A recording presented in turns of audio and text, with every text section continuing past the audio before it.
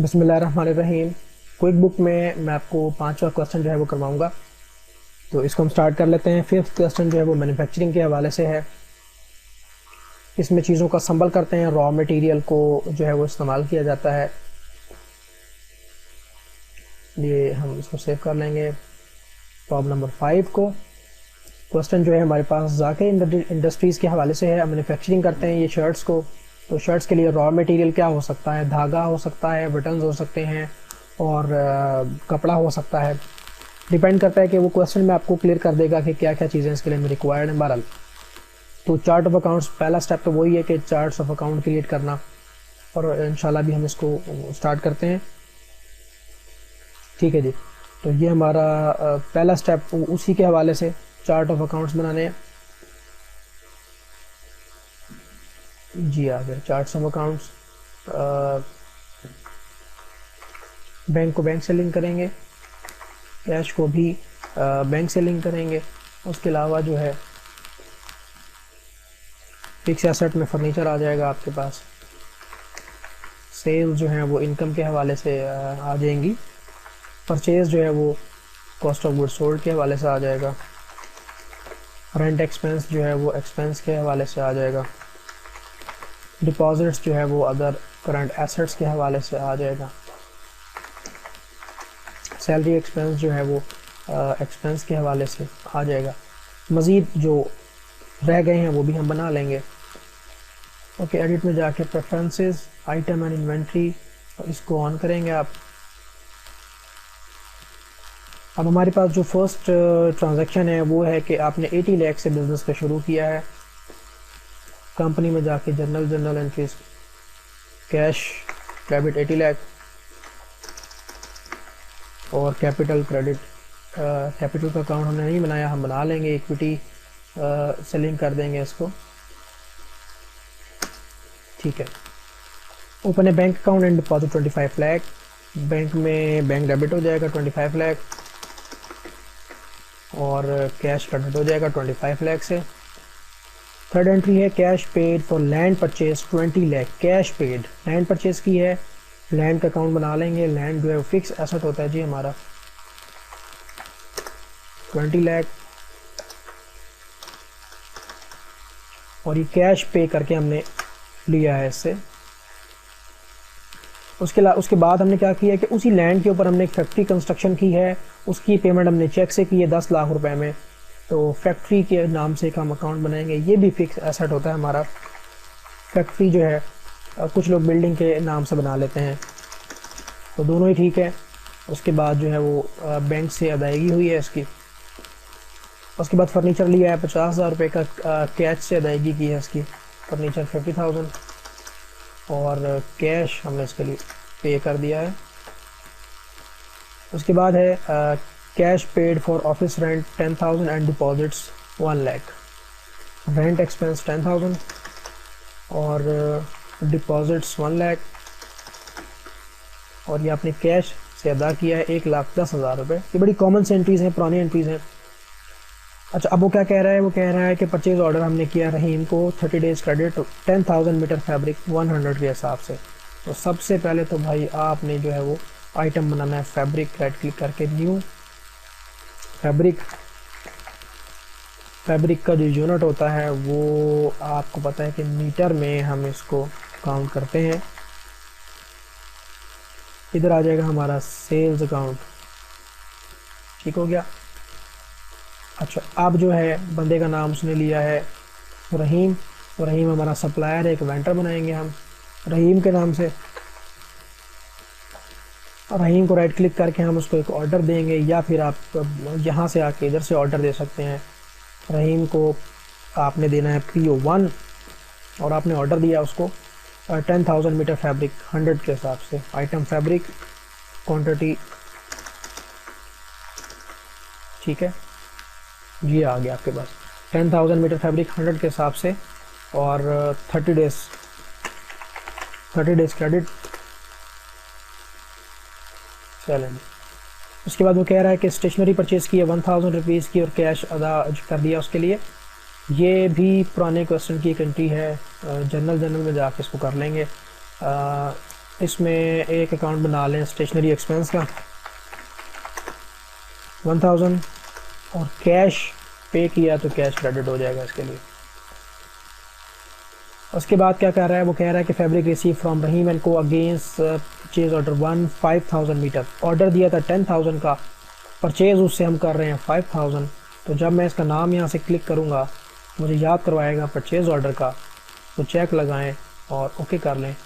अब यहाँ पे क्वांटिटी में जो है हम एंटर कर देंगे 5000, क्योंकि हम इससे कम क्वांटिटी पर ले रहे हैं। ऑर्डर हमने जो है वो दिया था 10,000 का, तो ये बन जाएगा P1 against P1, P1 against PO1। अब हमने वेंडर में जाके देख लें तो रहीम के हमने 5 लाख रुपए देने हैं। Cash paid for office salary 1,50,000, ये जनरल की एंट्री है। सैलरी एक्सपेंस जो है ये आपका सैलरी एक्सपेंस अच्छा बना हुआ है पहले अकाउंट ये, तो हम वही यूज़ कर लेंगे 1,50,000 और कैश पेड, ठीक है 1,50,000। उसके बाद परचेज कर रहे हैं हम बटन्स 1000 डजन एट 10 और and thread 500 cones at 25 for cash. तो एक तो हम पहले बनाएंगे एक सप्लायर, किसी भी नाम से बना लें आप, मैं जो है वो ताहिर के नाम से बना लेता हूँ। ताहिर से हम राइट क्लिक करके जो है वो receive item and enter bill कर लेते हैं। ये आपकी दूसरी परचेज़ है, आइटम तो बनाया नहीं है, तो आइटम हम यहाँ से ऐड करवा लेंगे। बटन्स इन्वेंट्री पार्ट है जी हमारा, ये बटन्स है। बटन्स को जो है आप किस तरह से ट्रीट कर रहे हैं वही चीज़ है, बिल्कुल सेल्स अकाउंट आ जाएगा यहाँ पे। तो बटन्स हमने लिए हैं 1000 डजन 10 रुपीज़ के हिसाब से। उसके बाद हमने थ्रेड लिया, धागा जिसको हम कहते हैं, ये भी इन्वेंट्री पार्ट है हमारा। थ्रेड जो है ये भी आपका एक आइटम है, और थ्रेड हमने ली है 500 कॉन्स 25 के हिसाब से। तो तकरीबन टोटल रकम बनी है ये 22,500 रुपये, जो कि हमने अदा करनी है। ठीक है, इसको सेव कर लें और ताहिर को राइट क्लिक करके पे बिल कर दें। सारे का सारा ताहिर को हम बिल अदा कर देंगे कैश से, क्योंकि ये कैश पे लिए जी हमने। ठीक है, ये हमने उसको पेमेंट कर दी। उसके बाद वो कह रहा है कि 100 मीटर फैब्रिक रिटर्न टू रहीम, इसको बोलते हैं हम एंटर बिल। क्रेडिट में जाएं, आइटम में जाएं, यहाँ से रहीम को क्लिक करें, PR1 अगेंस्ट P1, फैब्रिक वापस कर रहे हैं 100 मीटर। उसके बाद cash paid telephone bill 2500, cash paid electricity bill 3000। तो ये हमारी जनरल की एंट्रीज़ हैं, ये आप बना लें। एक तो टेलीफोन एक्सपेंस बना लें। टेलीफोन एक्सपेंस जो है ये 2500 रुपये का है, और कैश से हमने इसको अदा कर दिया है। इस तरह से इलेक्ट्रिसिटी जो है, इलेक्ट्रिसिटी ये आपकी 3000 की है, और कैश। उसके बाद क्या कहता है, issued a cheque 2 lakh to Rahim. Rahim को 2 लाख रुपए का हमने जो है वो चेक अदा किया है, दिया है हमने उसको। तो वेंडर में जाएं, रहीम पे राइट क्लिक करके पे बिल्स में चले जाएंगे, चेक लगाएं और 2 लाख की रकम यहाँ पर लिखेंगे हम।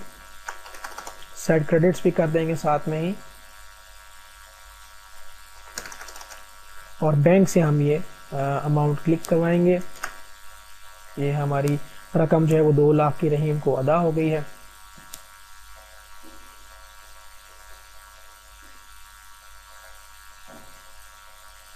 उसके बाद वो कह रहा है कि आपने 1000 शर्ट्स जो है वो मैन्युफैक्चर की हैं। शर्ट जो है हमारा असम्बली आइटम है, तो इन्वेंट्री और आइटम में जाके आप राइट क्लिक करके जब न्यू आइटम बनाएंगे तो वो इन्वेंट्री असम्बली होगा, इन्वेंट्री असम्बली। ठीक है, शर्ट्स बना रहे हैं हम, उसका यूनिट होता है जी पीसीज होता है, और बाकी चीज़ें सेम है। इनकम अकाउंट में जो है वो ये तो पीसीज आ गया इसके अंदर, और ये सेल्स का अकाउंट आ गया। एक शर्ट को बनाने में जो आपका रॉ मटेरियल लगता है वो कितना होता है? एक शर्ट को बनाने में आपका कितना रॉ मटेरियल लगता है? उसने बताया आपको कि 1000 शर्ट्स मैन्युफैक्चर की हैं, जिसमें मटेरियल लगा है 2000 मीटर फैब्रिक। तो 2000 मीटर कपड़ा लग गया 1000 शर्ट बनाने में। 2000 को अंदर रख दें, 1000 को बाहर रख दें, तो एक शर्ट में 2 मीटर कपड़ा लगा और 1000 दर्जन बटन लग गए, यानी एक शर्ट पे 1 दर्जन बटन लग गए और 250 कोन्स धागे की लग गई हैं। इट्स मीन कि एक शर्ट पे एक कोन का 1/4 हिस्सा लगा, 0.25, उसको बोलते हैं बिल ऑफ मटेरियल। तो यहाँ पे हमने उसको देना होगा कि जी बटन्स जो हैं वो लगे हैं क्वांटिटी 1, 1 दर्जन लग गया है, और फैब्रिक जो है वो 2 मीटर लग गया है। एक शर्ट का देना है हमने यहाँ पे, और धागा जो है वो 0.25, यानी एक कोन में 4 शर्टें तैयार हो जाती हैं।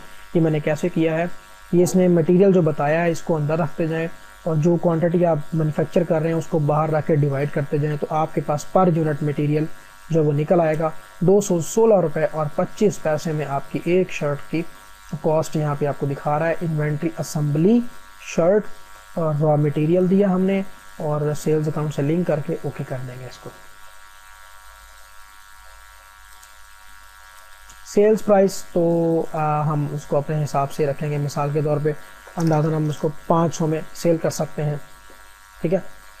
इससे कोई इतना बड़ा वो इफेक्ट नहीं पड़ता। अगर आप चाहें तो हम यहाँ पे कॉस्ट प्राइस भी लिख सकते हैं 216 रुपये और 25 पैसे, ठीक है। 12। अच्छा, अभी हमने जो है वो आइटम बनाया है, असेंबली अभी करनी है, तो बिल्ड असेंबली में चले जाएंगे। यहाँ से हम शर्ट्स पे क्लिक करेंगे और जितनी हमने असेंबल करवानी है वो हम बता देंगे। तो 1000 शर्ट्स बना कर दें। उसने हमें 1000 शर्टें जो है वो बना दी हैं, ये देखें 1000 शर्टें उसने हमें बना दी हैं जी, ठीक हो गया। जब उसने असेंबल की तो बटन सारे इस्तेमाल हो गए, क्योंकि वो थे ही 1000 दर्जन बटन। तो फैब्रिक जो है वो 2900 मीटर रह गया, थ्रेड जो है वो 500 थे, 250 उसमें लग गए हैं, 250 आपका बच गया है। बिल्कुल ठीक दिखा रहा है ये। सवाल को आगे बढ़ाते हैं। अब वो कह रहा है कि कोटेशन भेजें गुल को कि वो आपसे 500 शर्टें 600 के हिसाब से ख़रीदे। तो एक आप बना लें कस्टमर का नाम जो है वो गुल होना चाहिए। कस्टमर में जाएं, न्यू में जाएं और गुल के नाम से एक बना लेंगे। तो कैसे इसको हम एस्टिमेट भेजेंगे? एस्टिमेट भेजें इसको कि आप जो है इंटरेस्ट हैं इसको बेचने में शर्ट्स, और क्या रेट लगाएंगे आप? 500 शर्ट्स 600 के हिसाब से, और ऑब्वियसली होगा तो क्रेडिट पे ही होगा, ये ऑन क्रेडिट, ये आ गया,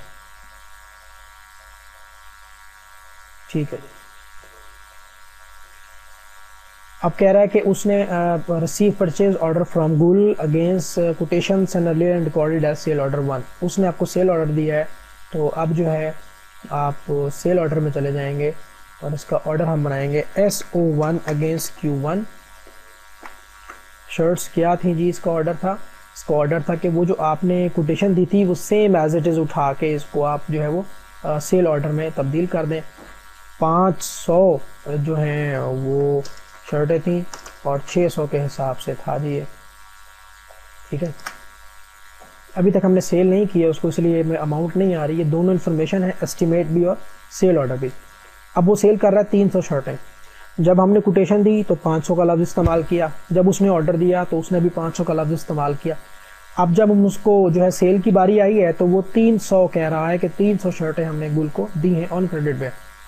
तो इट्स ओके। जब आप जो है इनवाइस बनाएंगे और इसके नाम पे दोबारा क्लिक करेंगे, ठीक है, create invoice from sale order, ये सेल ऑर्डर है, ठीक है। Create a selected item, okay. यहाँ पे आ जाएगा S1 अगेंस्ट SO1, और ऑर्डर में जो क्वांटिटी है इनवाइस्ड की वो हो जाएगी आपके पास 300, रेट वही है। तो अब हमने इसे 1,80,000 रुपये लेने हैं। उसके बाद गुल ने हमें 10 शर्ट्स वापस की हैं। रिफंड्स एंड क्रेडिट्स में जाएंगे, गुल SR1 against S1 shirts, 10 shirts वापस की हैं उसने। अप्लाई टू एन इनवाइस कर देंगे इसको। चलेंगे, उसके बाद वो क्या कह रहा है कि गुल जो है उसने आपको 1 लाख रुपए की अदायगी कर दी है। तो कस्टमर में जाके आप उससे रिसीव पेमेंट्स में चले जाएं और बैंक में आपको जमा करवा दें। ये मैं गुल पे क्लिक किया तो उसके बाद जो है उसने 1 लाख रुपए की रकम जमा करा दी है। बैंकिंग में फ़ंड ट्रांसफ़र में जाके अनडिपॉजिट फंड में 1 लाख रुपए बैंक में जमा करा दें जी आप यहाँ से इसको। ठीक हो गया जी। चलें जी, अब सवाल को आगे बढ़ाते हैं। अब 20 शर्ट्स जो हैं वो रिजेक्ट हो गई हैं ड्यू टू बैड प्रोडक्शन। देखें, हमने 1000 शर्ट बनवाई, उसमें से 20 शर्टें ऐसी थी जो कि प्रोडक्शन में ख़राब हो गई हैं। किसी का बाजू ख़राब हो गया, किसी के कॉलर्स ख़राब हो गए हैं, या वो बिल्कुल ठीक नहीं सिली। अब शर्ट एक ऐसा आइटम है जो कि ठीक नहीं हो सकता, फट गई हैं, जल गई हैं। तो 20 शर्ट्स जो हैं वो रिजेक्ट हो गई हैं ड्यू टू बैड प्रोडक्शन। इसका इफ़ेक्ट क्या होगा? इसका इफ़ेक्ट ज़रा मैं आपको अभी सवाल दिखा दूँ। प्रॉफिट एंड लॉस में हमें 62,712 रुपए की CGS है हमारा। 1,74,000 की हमने सेल की है, जिसकी CGS 62,712 रुपये है। अब 20 शर्टों का आपने नुकसान कर दिया है, तो 20 शर्टें जो हैं वो हम हिसाब लगाएं अगर, तो 20 ज़रब 216 रुपये और 25 पैसे, तकरीबन 4,325 रुपये की कॉस्ट हमें मज़ीद अपने गले में डालनी पड़ेगी। तो 62,712 रुपये में अगर हम ये जमा कर लें, ठीक है, तो ये 67,37 रुपये की कॉस्ट हो जाएगी, क्योंकि वो CGS को डेबिट करेगा और इन्वेंट्री को क्रेडिट करेगा। ठीक है, जिससे क्या होगा कि आपका GP कम आएगा। जब ग्रॉस प्रॉफिट कम आएगा तो आपकी नेट इनकम वैसे ही कम आएगी। अब आपने क्या करना है, एडजस्टमेंट करनी है। ठीक है, तो यहाँ लिखा हुआ है एडजस्ट क्वांटिटी ऑन हैंड। किसकी एडजस्टमेंट करनी है? शर्ट की एडजस्टमेंट करनी है। तो क्या है जी आपका? मैंने कहा जी माइनस जो है वो 20 शर्ट्स जो है वो बैड प्रोडक्शन की वजह से ज़ाया हो गई हैं। तो वो बता रहा था कि 710 शर्टें हैं आपके पास, 20 आपने ज़ाया कर दी हैं -20, तो न्यू शर्ट्स आपके पास 690 रुपये है। 4,325 रुपये का लॉस जो है वो हुआ है आपको। एडजस्टमेंट अकाउंट जो है वो CGS में डालनी है, कॉस्ट ऑफ गुड्स सोल्ड में डालनी है आपने इधर। ये लें जी। तो अब अगर मैं आपको दिखाऊं रिपोर्ट, और ये देखें 67,037 रुपया जो है वो आपकी CGS हो गई है। ठीक है, वो लॉस को कहीं ना कहीं तो एडजस्ट करना है ना, तो वो मैंने CGS के साथ एडजस्ट कर दिया। CGS डेबिट और इन्वेंट्री क्रेडिट हो गई है। उसके बाद जो है वो 50 शर्टें 550 के हिसाब से ज़िया को कैश पे बेची हैं। एक और कस्टमर बना लें, इसका नाम जो है वो ज़िया रख लें। ज़िया को राइट क्लिक करके क्रिएट इनवाइस में चले जाएं। ये आपकी दूसरी सेल है। आइटम हमारा शर्ट है। 50 शर्ट्स 550 के साथ 27,500 रुपये रिसीव पेमेंट्स। 27,500 और यहाँ पर भी लिख दें 27,500। ट्रांसफ़र फंड में जाएं और 27,500 रुपये कैश में मुंतकिल कर दें।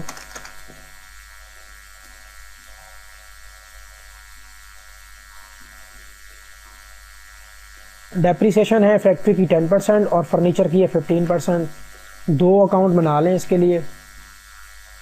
एक आपका बनेगा एक्सपेंस का, डेप्रीसिएशन और एक्सपेंस बिल्डिंग का, फैक्ट्री कह लें क्योंकि फैक्ट्री के नाम से मैंने बनाया हुआ था। और एक बनेगा, ये तकरीबन 1 लाख की रकम बनेगी। 10% लेंगे ना, क्योंकि 10 लाख की रकम थी, तो 10 लाख का 10% 1 लाख होता है। दूसरा अकाउंट जो है वो बनेगा आपका डेप्रीसिएशन फर्नीचर की, डेप्रीसिएशन एक्सपेंस फर्नीचर। ये बन जाएगा 7,500 का। 50% लेना है, 15% लेना है फर्नीचर का। फर्नीचर 50,000 की मालियत में था, तो 15% आप निकालेंगे तो 7,500 की रकम बनेगी जी इसकी। ठीक हो गया। उसके बाद फिर कह रहा है कि 10 शर्टें मज़ीद चोरी हो गई हैं स्टोर रूम से, तो ये भी आपका लॉस है। फिर आप दोबारा से शर्ट्स में जाएंगे और यहाँ लिखेंगे डिफरेंस माइनस 10 शर्ट्स और यहाँ लिखेंगे जी थेफ्ट फ्रॉम स्टोर, स्टोर से चोरी हो गई है ये। और कहाँ पे डालेंगे इसका लॉस, CGS में डालेंगे। ओके जी, तो अब ज़रा चेक कर लें हम, हमारा जो आंसर है वो है 149012 और इसका भी हम चेक कर लेते हैं 152512। तो ज़रा डिफरेंस हम कैलकुलेट कर लें ज़रा, 149012 माइनस और इस एक एंट्री इसमें जो है वो रह गई है, वो है आपके पास cash paid for telephone bill expense 2500। तो ये हम पे कर देंगे, टेलीफोन बिल एक्सपेंस 2500 और कैश क्रेडिट 500। ठीक है, अब उसमें एक छोटी सी मिस्टेक ये हो गई थी कि जो टेलीफोन एक्सपेंस का अकाउंट हमने बनाया था वो इक्विटी से लिंक हो गया था, जबकि वो एक्सपेंस से लिंक करना था। बहरहाल उसके लिए बड़ा सिंपल है कि ये चार्ट ऑफ अकाउंट्स में जाके अब मैंने चेक कर लिया कि एक अकाउंट टेलीफोन एक्सपेंस जो है ये हमारा इक्विटी से लिंक हो गया था। तो राइट क्लिक करके एडिट किया मैंने और उसको बजाय इक्विटी से हटा के मैंने उसको एक्सपेंस के साथ लिंक किया और सेव कर दिया। अब मेरा क्वेश्चन जो है बिल्कुल ठीक हो गया। तो आप इसका आंसर चेक कर लें, ये वही आंसर है 152512 जो कि हमारा एग्जैक्ट सेम आंसर है। और बैलेंस शीट 8137,487, इसको भी चेक कर लेते हैं।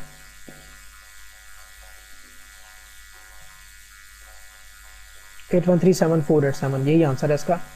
बस वो एक ही इसमें मिस्टेक ये हुई कि लेजर जो है वो इक्विटी से लिंक हो गया, क्योंकि एक्सपेंस और इक्विटी वो लफ्ज़ ई से शुरू होते हैं तो दो गलती से लिंक हो गया। बहरहाल अल्हम्दुलिल्लाह हमने ये क्वेश्चन भी इसमें सॉल्व कर लिया। अगर कोई प्रॉब्लम होता है मुझसे जो है वो कंसर्न कर सकते हैं। इसी तरह से ये 7th क्वेश्चन है, ये आपकी असाइनमेंट है, ये भी आपने इसके अंदर जो है वो करनी है। डायरेक्ट एक्सपेंसेस की जहाँ तक बात है, डायरेक्ट एक्सपेंसेस का ये होता है कि मिसाल के तौर पे आप देखें, ये आपने जो है वो बनाई है शर्टें, रिपोर्ट में जाके रिपोर्ट सेंटर में अगर हम जाएं इधर से तो यहाँ पे डिफरेंट है, मतलब इन्वेंट्री की रिपोर्ट है। इन्वेंट्री में आपके पास जो है समरी है, उसकी डिटेल फिर है, inventory stock status by item है। ये अगर मैं समरी को देख लूँ यहाँ से तो जो टोटल ये आपके पास समरी आ रही है। शर्ट्स हमारे पास रह गई हैं 630 और 216 रुपये और 25। अगर आपके पास देखिए 7th क्वेश्चन में क्या होगा, वो ये कहेगा कि जी शर्ट्स मैन्युफैक्चर करें, वो तो आप कर लेंगे।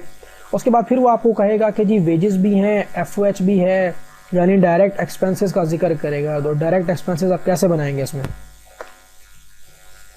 7th क्वेश्चन में मैं आपको अगर दिखाता हूँ ये, ताकि आपको ज़्यादा क्लियर हो जाए। तो 7th क्वेश्चन में वो ये बात कर रहा है कि मैन्युफैक्चरिंग करने के बाद आपको कुछ एडिशनल कॉस्ट की भी बात कर रहा है, उसकी भी एंट्रीज करनी है। तो ये देखें, अगर 7th क्वेश्चन में आपको दिखा दूँ, देखें यहाँ पे उसने कहा कि असम्बल्ड करें 1300 शर्ट्स, वो तो कर लेंगे आप।